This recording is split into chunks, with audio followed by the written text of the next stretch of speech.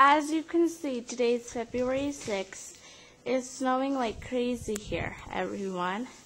You can see that it's pretty deep and pretty out here.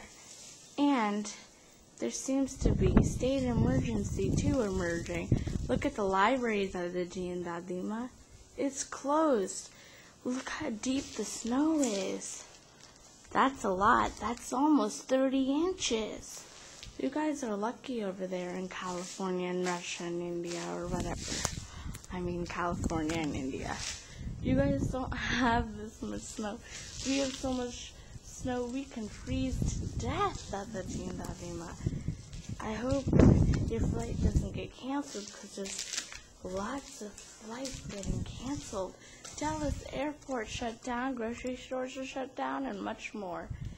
It's really sad to hear that all of that is shut down. Okay, bye.